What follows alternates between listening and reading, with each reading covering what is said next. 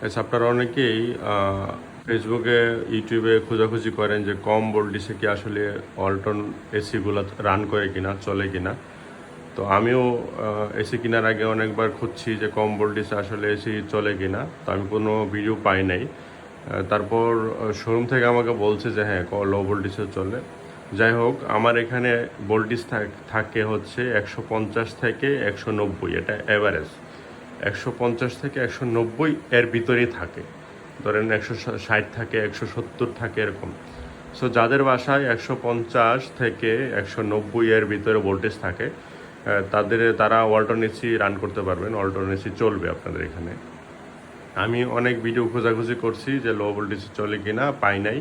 এই জন্য আমি এই ভিডিওটা করে দিছি, আপনাদের উপকারে আসবে, হেল্প আসবে।